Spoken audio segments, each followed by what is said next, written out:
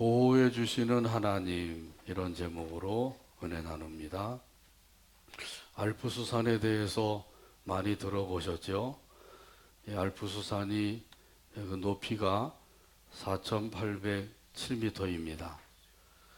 그 산의 최고 높은 봉우리는 몽블랑 산입니다. 이것은 프랑스 쪽에 있는 산이고요. 이탈리아 쪽에는 앙트레브 산입니다. 이 두 봉우리가 가장 높은 봉우리라고 하는 것이에요. 그러니까 이 알프스 산은 프랑스와 이탈리아 국경에 위치하고 있는 것이죠. 지금은 여기에 터널이 뚫려서 그 프랑스에서 이탈리아로 가는 그 거리가 무려 200km나 단축이 되었다고 합니다. 한번 가서 터널을 좀 달려보시면 실감이 나겠죠. 이 알프스 산은 프랑스 쪽이 비교적 완만하기 때문에 그쪽을 통해서 많은 사람들이 등정을 하게 됩니다. 한 번은 젊은 의사가 최고봉인 이 몽블랑 산에 오르게 되었어요. 이렇게 산을 정복을 하고 매우 기쁜 마음으로 산을 내려오게 되었습니다. 내려오다 보니까 뭐 이제는 올라가기도 했는데 내려가는 것은 더 쉽지 않겠느냐 생각을 하고 그 안내인에게 그렇게 얘기했습니다. 내가 하산할 때는 로프 없이 그냥 내려가 봐야 되겠다. 그러니까 이 안내인이 그건 처음으로 위험한 일입니다. 안 됩니다. 강력하게 만류했지만은 이 젊은 의사는 젊은 혈기를 가지고 내가 로프 없이 한번 내려가 보겠다고 그렇게 고집을 세우는 바람에 안내인도 어찌할 수 없이 그렇게 허락을 해주게 되었어요. 그래서 이 젊은 의사는 로프 없이 하산을 하는 가운데 그만 빙벽에서 미끄러지면서 빙벽 아래로 떨어지게 되었어요. 로프가 있었으면 살았을 터인데 로프가 없이 그냥 떨어지니까 죽고 말았던 것이에요. 그때 이렇게 로프라고 하는 것이 얼마나 소중하게 여겨지는 것인지요. 지나친 그 자신감에 의해서 로프 없이 그냥 내려오다가 불행을 자초하게 된 것이죠. 높은 산을 등정할 때에 그때 로프라고 하는 것은 무엇과 같은 건가요? 이것은 생명줄과 같은 거예요. 저와 여러분에게도 그 생명줄과 같은 로프가 있습니다. 무엇이 그럴까요? 하나님이 그런 겁니다. 하나님만 꼭 붙잡고 있으면 살 수 있는 줄로 믿습니다. 이 땅에서도 살지만은 영원토록 살게 되는 줄로 믿습니다. 왜냐하면 우리 하나님은 우리를 보호하시고 끝까지 인도해 주시는 분이시기 때문입니다. 오늘 본문에 보게 되면 하나님께서 모르드게와 유대 민족을 보호해 주셨어요. 자, 그러면 어떻게 보호해 주셨는지 오늘 본문 함께 살펴보면서 은혜 나눕니다. 첫 번째 같이 한번 따라서 하죠. 읽게 하심. 오늘 본문 1절이에요. 1절 말씀 같이 읽겠습니다. 그날 밤에 왕이 잠이 오지 아니하므로 명령하여 역대 일기를 가져다가 자기 앞에서 읽히더니 아멘. 이 페르시아 제국의 왕인 아하스웨로 왕이 그 통치하고 있을 때에 그때 하룻밤에는 잠이 오지 않았던 것이에요. 그래서 이리 뒤척 저리 뒤척 하면서 잠을 청하지만은 도저히 잠이 오질 않습니다. 그래서 이렇게 잠도 오지 않는데 역대일기나 한번 읽어보자 이런 마음이 들었던 것이죠. 역대일기라고 하는 것은 궁중에서 일어나는 모든 일들을 기록한 궁중일지를 가리키는 것이죠. 왕이 잠이 안 와서 궁중일지나 한번 읽어보자. 그렇게 해서 측근 신하에게 궁중일지를 가져오너라. 그리고 그것을 한번 읽어보아라. 이렇게 명령을 내리게 된 것이죠. 근데 이것이 뭐 그렇게 대단한 일이라고 그것을 말합니까? 이렇게 반문할 수도 있을지 모르겠어요. 그러나 여기서는 주목할 것이 있는데 여기서 주목할 말씀은 그날 밤이라는 거예요. 전날 밤이 아니라 그날 밤을 주목해야 되는 거죠. 그날 밤에 왕이 잠이 오지 않아서 역대일기를 읽게 되었다고 하는 사실, 이것이 참으로 주목할 일이라고 하는 것이죠. 이 그날 밤은 어떤 밤이 되나요? 이 그날에는 여러 가지 일들이 있었어요. 그 일들 중에서 특별히 이 총리 대신이 왕후 에스더에게 초대를 받아서 그 잔치에 참여하게 되었습니다. 다른 장관들은 한 사람도 초대받은 사람이 없는데 이 총리 대신만 왕과 함께 초대를 받아서 그 잔치에 참여하게 된 것이죠. 그러니 이것이 얼마나 영광스러운 일이에요. 왕후께서 잔치에 나를 초대해 주었다. 참으로 기분 좋은 일이죠. 그래서 잔치에 참여하고 이제 집으로 돌아가기 위해서 왕궁을 나오는데, 그 왕궁에서 문을 지키고 있었던 문지기들이 다 인사를 하는데 그 중에 모르드게라고 하는 이 문지기가 인사도 안 하고 멀뚱멀뚱 쳐다보고만 있는 거예요. 그걸 보는 순간에 그동안 기분 좋았던 마음이 다 사라지고 말았죠. 기분이 나빠졌어요. 저놈을 어떻게 하면 좋겠는가 이렇게 생각을 하면서 집으로 돌아오게 된 것이죠. 집으로 돌아와서 그 친구들을 불렀습니다. 그리고 이제 거기에 그 아내 세레스도 같이 있게 된 것이죠. 그동안의 일을 다 이야기했습니다. 왕후께서 나를 초대해서 이렇게 잔치에 참여해서 너무 기분이 좋았는데, 나오다가 이 모르드게라고 하는 그 유대 사람 문지기가 인사하지 않는 것을 보고 내가 기분이 몹시 나빠졌다. 이걸 어떻게 하면 좋겠느냐. 그러니까 친구들이 이야기를 해주죠. 높은 장대를 세워서 거기에다가 이 모르드게를 달아 메워서 죽이시오. 그것을 내일 아침에 왕께 가서 허락을 받으시고, 그리고 나서 모르드게를 장대에다가 매달아 죽이고는 기쁜 마음으로 왕후의 초대잔치에 또 참여하십시오. 이렇게 충고를 해준 거죠. 그러면 그렇게 하면 되겠구나 해서 그 하인들에게 명령을 내린 거죠. 높은 장대를 만들어라. 자기 집 뜰에다가 높은 장대를 만들게 된 것이에요. 얼마나 높은 장대를 만들었는지 그 높이가 50규빗이나 되었다 그랬어요. 50규빗이면 45cm로만 따져도 22.5m가 되는 것이죠. 우리 교회 이 건물보다 더 높은 거예요. 얼마나 높게 장대를 만들어 놓았는지요. 이 교수대를 만들어 놓은 거죠. 그러니 하만의 이 계획대로 하게 되면 어떻게 되나요? 그 계획대로 되어지면 이 모르드게의 목이 날아가는 거예요. 그 다음날 모르드게는 이 세상 사람이 아닌 것이 되는 거죠. 근데 이 모든 것을 아시는 하나님께서 그 아스웨로 왕에게 찾아가셔서 역사하시는 거죠. 잠이 오지 않게 하셨어요. 잠을 자야 되는데 잠이 오지 않고 이리 뒤척 저리 뒤척 하다가 이렇게 잠도 안 오는데 또 심심하기도 하고, 그러니까 궁중일지를 한번 읽어보자. 신하에게 명령을 해서 궁중일지를 가져와서 읽어보아라. 이렇게 이제 하게 된 것이죠. 이것이 하나님의 섭리라고 하는 사실이에요. 지금도 살아계셔서 역사하시는 하나님이심을 믿으시길 바랍니다. 잠언 21장 1절에 보면 말씀하셔요. 같이 한번 따라서 하죠. 왕의 마음이 여호와의 손에 있음이 마치 봇물과 같아서 그가 임의로 인도하시느니라. 아멘. 왕의 마음이 마치 봇물과 같아요. 봇물이라고 하는 것은 물을 가두어 두기도 하고 흘려보내기도 하고 하는데 사용하는 것이죠. 이 논에 물을 채우려고 강물을 끌어올려서 그 강물을 수로로 흘려보내게 되죠. 그 수로로 흘러가는 그 강물을 그 논에 받으려고 하면 논에다가 물꼬를 터놓아야 되죠.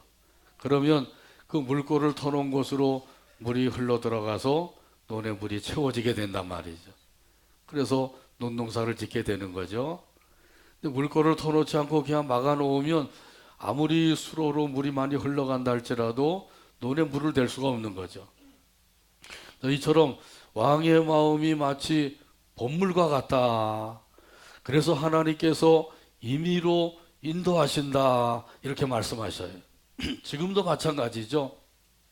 우리 하나님께서는 모든 사람들의 마음을 지금도 임의로 뜻대로 인도하고 계신 줄로 믿습니다. 이 사실을 우리가 믿어야 돼요. 이 사실을 안 믿으면 하나님이 역사하시는 것을 기다리지 못하고 내가 무엇을 어떻게 해야지 되는 것으로 생각을 하고 하나님 앞에 서서 자기가 이러고 저러고 행할 수가 있단 말이죠. 애굽 왕 바로의 그 마음이 완악했다 그랬어요. 근데 하나님께서는 그 바로의 마음을 완악한 그대로 내버려 두셨어요. 그러니까 바로 왕이 이스라엘 백성들을 내보내 주겠다고 약속을 하고는 번번이 그 약속을 어기게 되죠. 약속을 지키지 않게 된 거예요. 몇 번이나 지키지 않았을까요? 8번이나 지키지 않았어요. 개구리 재앙 때부터 시작을 해서 흑암의 재앙 때까지 이 8번이죠. 10번째는 지키게 된 거죠. 첫 번째하고 10번째 이렇게는 이제 넘어갔는데 그 다음부터 이제 약속을 하고는 안 지키게 된 거죠. 그런가 하면은 또 이스라엘 백성들을 포로 잡아간 그 바벨론에서 하나님께서 그들을 약속대로 고국으로 돌아오게 하려고 역사를 하셨어요. 어떻게 역사하셨나요? 이방 나라의 왕들의 마음을 감동을 시키신 거예요. 먼저 고레스의 마음을 감동을 시키셔서 1차 포로에서 귀환하게 하시고요. 두 번째는 다리오 왕의 마음을 감동을 시키셔서 2차 포로에서 귀환하게 하시고요. 세 번째는 아닥사스다 왕의 마음을 감동을 시키셔서 3차 포로에서 귀환하게 하신 거죠. 이 하나님의 놀라운 역사예요.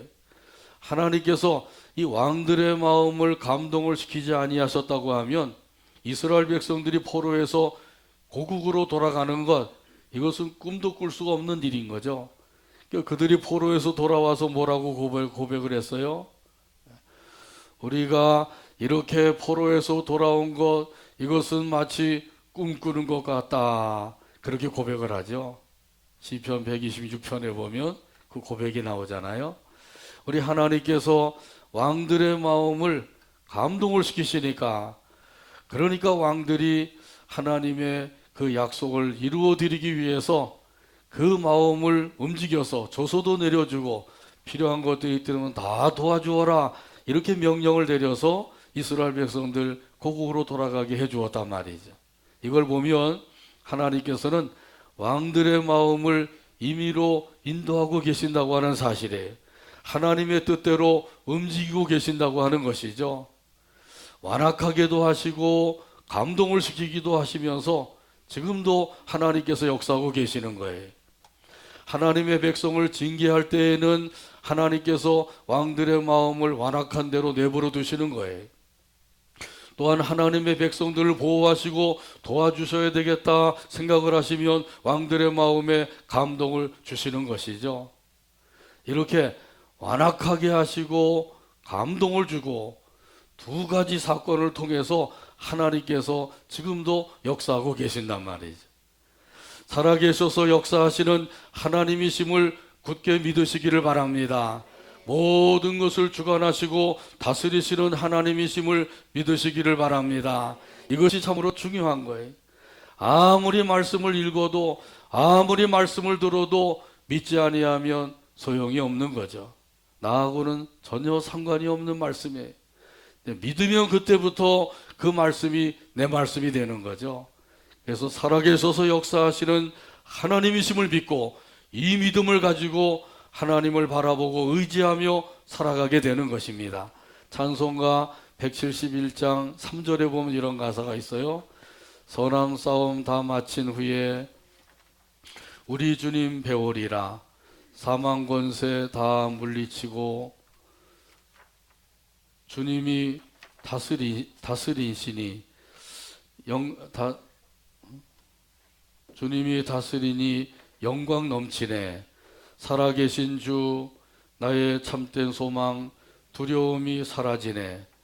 사랑의 주 내 갈 길 인도하니 내 모든 삶의 기쁨 늘 충만하네. 171장 3절 가사를 생각하면서 함께 찬양합니다.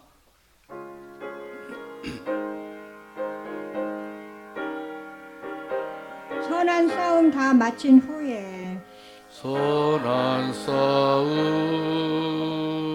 다 마친 후에 우리 주님 배우리라. 배우리라. 사망 권세 다 물리치고 사망 권세 다 물리치고 주님이 다스리니 영광 넘치네. 주님이 다스리니 영광 넘치네. 살아계신 주 나의 참된 소망, 살아계신 주 나의 참된 소망. 두려움이 사라지네. 두려움이 사라지네. 사랑의 주 내 갈 길 인도하니 사랑의 주 내 갈 길 인도하니 내 모든 삶의 기쁨 내 늘 모든 충만하네. 삶의 기쁨 늘 충만하네. 아멘. 두 번째 같이 따라서 합니다. 알게 하심. 오늘 본문 2절과 3절이에요. 2절 제가 읽고 3절 같이 읽으시 바랍니다. 그 속에 기록하기를 왕의 두 넷이 빅다나와 데레스가 아하스웨로 왕을 암살하려는 음모를 모르드게가 고발하였다 하였는지라.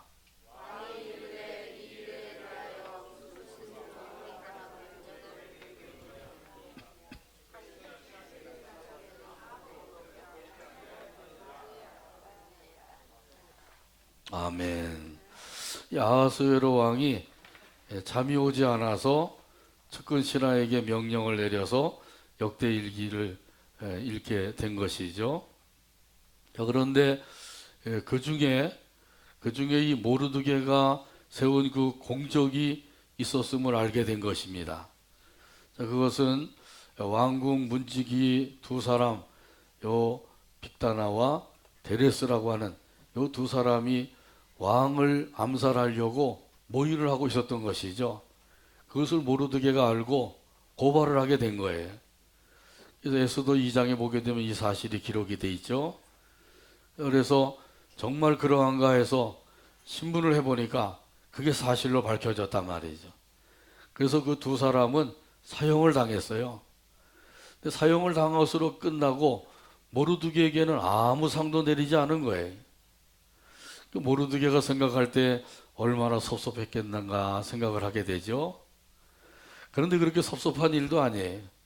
왜냐하면 그것이 때를 따라서 왕이 알게 되고 그 왕이 알게 된 그 시점이 참으로 기가 막힌 그러한 시점이 되었단 말이죠.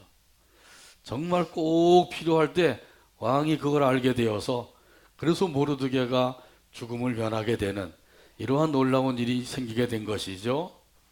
그 왕이 그 사실을 알고는 그 측근 신하에게 물어본 것이죠. 그럼 이 일에 대해서 모르드게에게 무슨 종기와 벼슬을 내려주었느냐? 아무것도 없었습니다.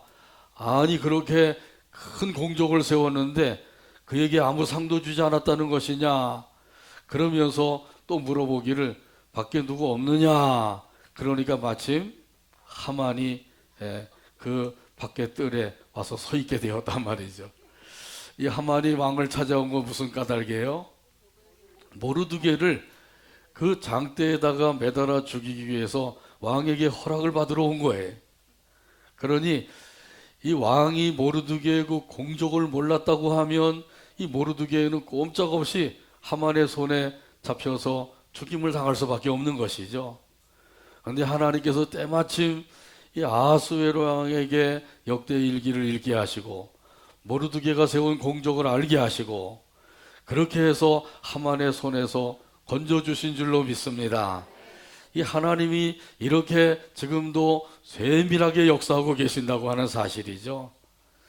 이 하나님께서 그 모든 것을 아시기 때문에 역사하고 계신 거예요. 모르게도 몰랐어요. 하만이 자기를 그렇게 죽이려고 계획을 세우고 있는지, 높은 장대를 다 만들어 놓고 왕에게 자기를 죽이려고 허락을 받으러 왔는지, 그 문을 통과해서 들어갈 때도 전혀 몰랐던 것이죠. 모르게도 몰랐지만은 하나님께서는 알고 계셨단 말이죠. 하나님이 알고 계신다고 하는 게 얼마나 중요한 것인죠. 하나님이 알고 계시기만 하면 그러면 우리에게는 염려 걱정할 것이 없는 거예요. 우리 하나님께서는 지금도 우리 모든 것을 알고 계신다고 하는 사실을 믿으시길 바랍니다. 살아계셔서 역사하고 계시는 하나님이셔요. 전지전능하신 하나님이시란 말이죠. 전지전능하신 하나님, 성경을 통해서 많이 읽으시고 들으셨죠? 근데 그렇게 믿고 살고 계신가요? 하나님은 전지전능하신 분이시다, 이 사실을 얼마나 믿고 살고 있냔 말이죠. 시편 139편 1절에 보게 되면 말씀합니다. 같이 한번 따라서 하죠. 여호와여, 주께서 나를 살펴보셨으므로 나를 아시나이다. 아멘. 하나님께서 시편 기자를 어떻게 아신다고 말씀하고 있나요? 2절 이하에 보게 되면 앉고 일어서는 것을 다 아신대. 또 나의 생각도 아십니다, 그렇게 고백을 하죠. 나의 길도 아십니다. 자기의 인생길도 하나님이 다 알고 계신다는 거예요. 우리는 잘 모르죠. 한 치 앞도 잘 모르는 인생이에요. 근데 하나님께서는 우리 인생길을 다 알고 계신 거죠. 또 나의 행위도 아십니다. 또 내가 말하는 것도 알고 계십니다. 이것을 한마디로 말하면 뭐라고 말할 수가 있겠어요? 나의 모든 것을 아십니다, 이렇게 고백할 수가 있는 거죠. 나의 모든 것 중에는 나의 사정과 형편까지 다 들어가 있는 거죠. 나의 사정도 아시고 나의 형편도 아시는 하나님이신 거예요. 이런 사실을 믿는 사람들은 두 가지 반응을 나타내게 됩니다. 하나는 두려워하는 마음을 갖게 돼요. 사람은 모르지만은 하나님께서는 다 알고 계신다, 이렇게 생각을 하게 되면 두려워하는 마음을 갖게 되는 거죠. 내가 생각하는 것도 아시고 마음 갖는 것도 아시고 말하는 것도 아시고 행동하는 것도 아시고요. 나의 모든 언행 심사를 알고 계신다. 사람들에게는 속임수를 쓸 수도 있고 그렇지 않고 오히려 잘하는 것처럼 그렇게 가장을 해서 보여줄 수도 있고 말할 수도 있고, 그러지만은 우리 하나님은 속일 수가 없잖아요. 그러니까 하나님 앞에서는 우리의 언행 심사를 하는 데 있어서 두려워하는 마음을 가질 수가 있어요. 그래서 하나님 앞에 늘 자기 자신을 성결하게 하는 일에 힘쓰게 되는 것이죠. 자기 자신을 하나님 앞에서 깨끗하게 하는 일에 힘쓰게 되는 거예요. 우리 하나님께서 모든 것을 알고 계신다고 하는 사실을 믿으시고 이 믿음에 안에서 두려워하는 마음, 하나님을 섬기는 마음으로 살아가게 되기를 바랍니다. 또한 하나님께서 모든 것을 아신다고 하는 생각을 하게 되면 하나님을 더욱더 의지하게 되죠. 하나님께서 나의 모든 것을 알고 계신다, 이렇게 믿는 사람들은 그 믿음 안에서 하나님을 더욱더 의지하게 되는 거예요. 하나님께서 어련히 알아서 보살펴 주시고 도와주실까, 이렇게 믿기 때문에 이런 믿음을 가지고 하나님을 더욱더 의지하게 되는 것이죠. 이런 사람은 그 어려움을 당할 때 그때 하나님께서 피할 길을 열어주시는 거예요. 또 하나님께 더 가까이 나가는 믿음의 삶을 살게 되는 거죠. 하나님께로 피하고 하나님께로 더 가까이 나가서 고백을 하게 됩니다. 하나님은 나의 방패이십니다. 하나님은 나의 산성이십니다. 하나님은 나의 요새이십니다. 하나님은 나의 보호자가 되십니다. 할렐루야. 이렇게 믿는 믿음으로 고백하며 살게 되기를 바랍니다. 우리 옆 사람들에게 말씀해 주세요. 살아계셔서 역사하시는 하나님이십니다. 이렇게 믿으시기를 바랍니다. 세 번째 같이 따라서 하죠. 누리게 하심. 오늘 본문 9절 말씀이에요. 9절 찾아서 같이 한 목소리로 읽겠습니다.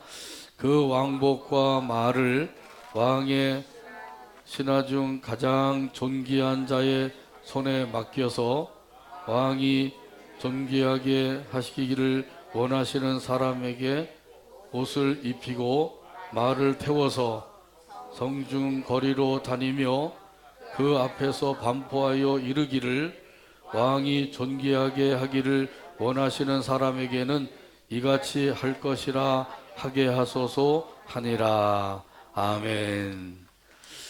왕이 그 모르드게에게 상을 주지 않았다고 하는 사실을 알게 된 것이죠. 그래서 이렇게 큰 공적을 세웠는데 이런 모르드게에게 상을 주지 않았다는 것이냐, 이건 내 실수다, 이렇게 생각을 하고 왕이 이제 신하들에게 물어본 거죠. 바깥에 누구 온 사람 없느냐? 그러니까 마침 하만이 서 있었단 말이죠. 하만이 와 있습니다. 그럼 들게 하라. 하만이 들어오니까 하만에게 물어봤어요. 왕이 존귀하게 하기를 원하는 사람에게 어떻게 하면 좋겠느냐? 그러니까 하만이 속으로 생각하기를 왕이 존귀하게 하기를 원하는 사람은 나밖에 누가 있겠는가? 이렇게 생각을 하게 된 거죠. 이런 사람을 가리켜서 뭐라 그래요? 착각은 자유다. 김치국물부터 마시지 말아라. 이렇게 말할 수가 있겠죠. 그래서 하만은 자기가 존귀를 받을 자인 줄 알고 최고로 영광을 누릴 생각을 하면서 왕께 아뢰게 된 것이죠. 왕이요, 그런 사람에게는 왕복을 입히시고 왕이 타는 말을 태워서 거기다가 또 왕관도 씌워주고 이렇게 해서 그를 끌고 성중을 다니면서 외치게 해주세요. 외치되 왕이 존귀하게 하기를 원하는 사람에게는 이같이 할 것이다, 이렇게 외치면서 다니게 해주세요.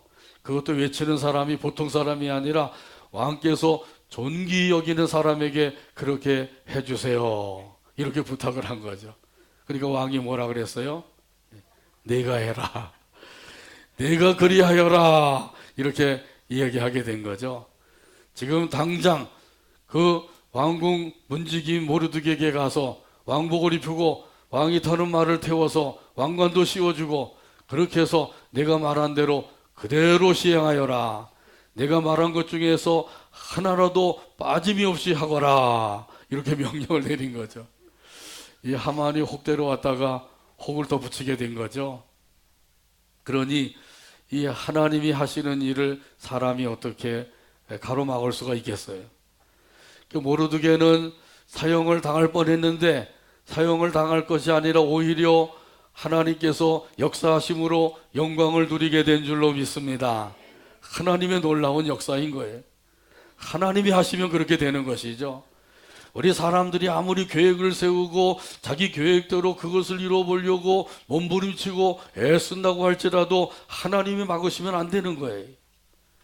사람이 계획을 세우지만은 그 계획을 이루시는 분, 그 발걸음을 인도하시는 분은 누구라고요? 여호와 하나님이란 말이죠. 알기는 잘 알고 계시네.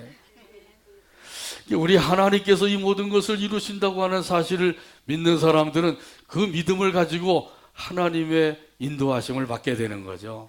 오늘이 종교개혁주의래요. 1503년에 율리오 2세가 교황에 오르게 되었어요.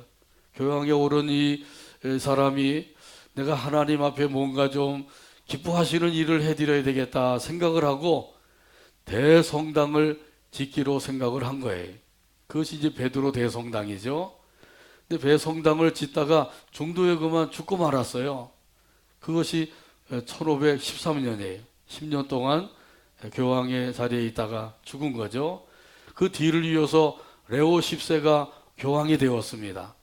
레오 10세가 교황이 되어서 이제 대성당을 건축을 하게 되었는데 이 건축비가 보통 일이 아니에요. 만만치 않은 일이죠. 그래서 건축을 하다가 그만 재정이 부족하니까 이걸 어떻게 하면 채울 수가 있을까 생각을 하다가 건축비 마련으로 면죄부를 만들어서 판매하게 된 거예요. 이 면죄부를 사는 사람은 그 죄를 용서받고 구원함을 얻게 된다, 의롭다함을 얻게 된다, 이렇게 이야기하게 된 것이죠. 백성들은 어리석어서 그러면 그 면죄부를 사기만 하면 죄사함 받고 구원받는 줄 알고 그렇게 많은 사람들이 샀단 말이죠. 그걸 가지고 베드로 대성당을 완공하게 된 거예요. 목적은 좋았죠. 그러나 수단이 잘못된 거죠. 마틴 루터가 그 당시에 비텐베르크 대학의 성서학 교수로 있었어요. 신불며서 교수로 있었던 것이죠.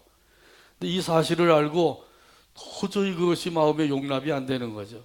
이건 아니다. 아무리 교황이 명령을 내리고 행한 것이라고 할지라도 이것은 내가 성서를 볼 때, 성경을 볼 때 이건 잘못된 것이다. 잘못된 것인데 도대체 어떻게 잘못된 것인가? 이 신부지만은 교수지만 그걸 몰랐어요. 그러다가 이제 성경을 읽는 가운데 로마서 1장 17절 말씀을 보게 된 것입니다. 거기에 그런 말씀이 있죠. 오직 의인은 믿음으로 말미암아 살리라. 오직 의인은 믿음으로 말미암아 살리라. 이 말씀이 계시처럼 이 루터의 마음에 박히게 된 거예요. 아, 바로 이것이로구나. 하나님께서는 믿음으로 의롭다함을 얻고 믿음으로 구원받는다고 하셨는데 면죄부를 팔아서 그것으로 죄사함 받고 구원받는다. 이것은 잘못된 것이다. 그래서 그 당시에 가톨릭에서 잘못된 것 95개의 조항을 적어서 비텐베르크 대학 정문에다가 내걸었어요. 그리고 개혁을 시작한 거예요. 이것은 잘못된 것이니까 성경대로 돌아가야 된다. 성경으로 돌아가서 성경의 말씀대로 살아야 된다. 그 당시 이 마틴 루터가 그 교황을 대상으로 해서 개혁을 이룬다고 하는 것은 이것은 마치 달걀로 바위치기와 같은 거예요. 그런데 어떻게 되었어요? 달걀로 바위를 쳐서 깨트리게 되었죠. 어떻게 해서 그런 일이 일어나게 됐나요? 하나님의 역사로 이루어진 줄로 믿습니다. 하나님께서 역사하시니까 이 마틴 루터 한 사람이 일어나서 그 엄청난 종교개혁을 이루게 된 거예요. 사람의 힘으로는 아니 되죠. 그러나 하나님의 능력의 역사로는 가능하게 된 거예요. 이런 사실을 믿고 이 믿음 안에서 살아가게 되기를 주님의 이름으로 축복합니다. 오늘 말씀을 맺습니다. 우리를 보호하시고 도와주시는 하나님이 계셔요. 오늘 본문에도 보게 되면 그 역대 일기를 읽게 하셔서 거기서 그 모르드게가 공적을 세운 것을 알게 하시고 그 공적을 따라서 모르드게가 죽을 뻔했다가 살게 되고 오히려 영광을 누리게 하시는 거예요. 이것이 하나님의 역사란 말이죠. 지금도 동일하게 역사하시는 살아계신 하나님을 믿는 믿음을 가지고 살아가는 저와 여러분의 삶이 되기를 주님의 이름으로 축복합니다. 기도합니다. 하나님 아버지,